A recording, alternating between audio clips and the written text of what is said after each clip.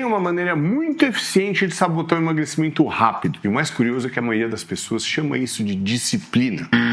Ela come menos do que deveria, ela faz mais cardio do que consegue sustentar, ela treina cansada, ela dorme mal, ela passa fome e depois conclui que tem metabolismo ruim. Quase sempre o corpo não foi o sabotador da história. Daqui a pouco eu vou te mostrar qual é, porque quando você enxerga esse erro, metade das tentativas frustradas de emagrecimento começa a fazer sentido. Agora deixa eu te falar uma coisa. Toda vez que alguém me diz que o problema é o carboidrato, eu já desconfio que o problema é outro. Secar gordura em um mês é possível, mas existe uma diferença enorme entre acelerar o processo e entrar em desespero com tênis. A internet adora confundir as duas coisas. Toda tentativa de perder gordura começa no mesmo lugar: déficit calórico. Você precisa gastar mais calorias do que consome. O conceito ele é simples. O problema é que as pessoas fazem depois que descobrem isso. Elas transformam déficit em castigo. Elas comem menos, elas treinam mais, elas fazem mais cardio, elas dormem pior, elas vivem irritadas. É como alguém que precisa atravessar a cidade e resolve fazer o trajeto inteiro correndo porque quer chegar mais rápido. Você vai morrer. Talvez funcione,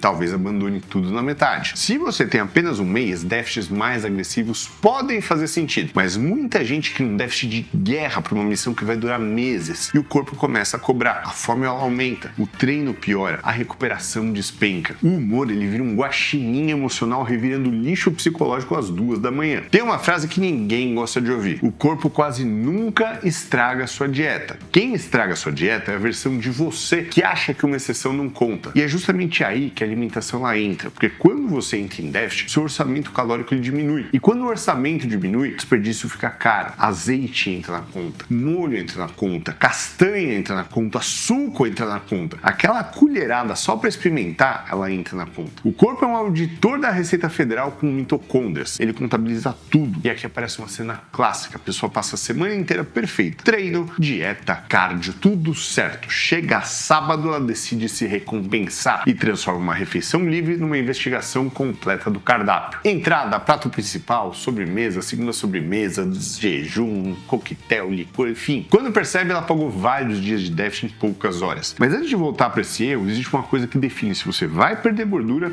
ou simplesmente vai perder peso: proteína. Porque quanto maior o déficit, mais importante ela fica. Proteína ajuda a preservar músculo, ajuda na saciedade e preserva justamente aquilo que dá forma ao físico. É como reformar uma casa arrancando as vigas. Você até reduz o peso, mas não necessariamente vai melhorar a estrutura. É por isso que muita gente emagrece e continua olhando para o espelho sem gostar do resultado. O peso caiu, o físico já nem tanto. Agora vem uma das discussões mais superestimadas da internet: carboidrato ou gordura? Como quase tudo em nutrição, depende. Tem gente que funciona melhor com mais carboidrato, treina melhor, tem mais energia. Tem gente que responde melhor a uma outra distribuição. Por isso, copiar a dieta de alguém na internet costuma funcionar tão bem quanto usar o óculos de um desconhecido. Pode até acontecer, mas normalmente só deixa tudo mais borrado. Aliás, deixa eu te contar uma cena que eu já vi mais vezes do que eu gostaria. A pessoa chega animada, ela cortou carboidrato, ela dobrou cardio, ela tá perdendo peso rápido. 2 semanas depois ela volta exausta, dormindo mal, pensando em comida o dia inteiro e prestes a transformar um rodízio em um acerto de contas emocional. O problema nunca foi falta de força de vontade, foi uma estratégia escrita por um inimigo. Isso nos leva ao jejum. O jejum ele pode funcionar muito bem, mas jejum não é dieta, jejum é agenda. Se ajuda você a controlar calorias, ótimo. Se faz você passar o dia inteiro pensando em comida para depois atacar a geladeira como um sobrevivente recém-resgatado de uma ilha deserta, aí é péssimo. Por não saber. Jejum não anula calorias. Essa frase deveria estar escrita na entrada de todo o rodízio. Agora vem uma parte que muita gente tenta ignorar, né? O cardio. Porque existe uma cena que eu vejo o tempo inteiro. A pessoa faz 40 minutos de cardio, ela sai da esteira orgulhosa, ela volta para casa, ela toma 900 calorias líquidas sem perceber e termina o dia convencida de que tem metabolismo lento. Não. Ela não tem. Ela tem matemática rápida. Se você quer acelerar resultados em um mês, o cardio ajuda muito, mas não precisa correr como alguém perseguido por boletos vencidos e 3 agiotas motivacionais. Precisa fazer um cardio que gere gasto e que ainda exista daqui a 3 semanas. O melhor cardio é o que você continua fazendo. Isso nos leva a um outro erro. Quando a pessoa decide secar, ela aumenta tudo ao mesmo tempo. Mais cardio, mais treino, menos comida, mais restrição, como se o corpo fosse um aplicativo premium sem limite de processamento. Só que não é. Ele te cobra e cobra com juros. É justamente justamente por isso que musculação continua sendo indispensável. Muita gente entra em cutting e transforma o treino num concurso de suor. Só que musculação não tá ali para queimar calorias, ela tá ali para mandar um recado. Esse músculo ainda é necessário. Você tá preservando o hormônio, não tá tentando vencer um campeonato de exaustão. E daí chega a parte que muita gente demora para perceber. Frequentemente a pessoa não melhora porque ela faz mais cardio, ela melhora porque ela conseguiu preservar mais músculo enquanto perdia gordura. Parece detalhe, mas não é.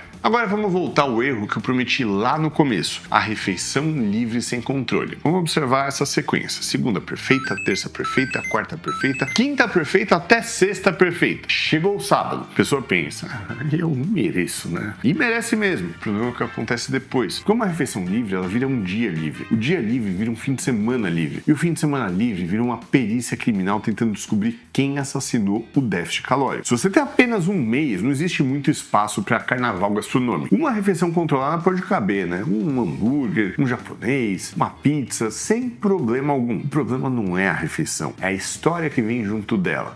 Já que eu já saí da dieta, né? Já que eu já estraguei tudo. É nesse momento que a bagunça vence. Você não engorda no dia que você come demais, você engorda na história que conta para repetir isso amanhã. E já que a gente tá falando de atalho, a gente precisa tocar num assunto inevitável: medicamentos e hormônios. Medicamentos como a semaglutida, tirzepatinas podem ajudar muito quando existe indicação médica adequada, mas isso é um tratamento, não é um truque de verão. E hormônios exigem ainda mais cuidado, porque muita gente procura um atalho sem pedágio. Só que o pedágio ele existe e às vezes a cobrança chega meses depois. Transformar o corpo num laboratório improvisado nunca foi uma estratégia brilhante, foi apenas uma forma criativa de criar novos problemas. E agora a gente chegou no ponto principal: o maior inimigo de quem tenta secar rápido não é o carboidrato, não é a gordura, não é o arroz, não é a banana. Como assim? É aquele conjunto de pequenas decisões que parecem irrelevantes quando acontecem e enormes quando você soma tudo no fim do mês. Secar em um mês não exige sofrimento extremo, exige precisão, um déficit bem calculado,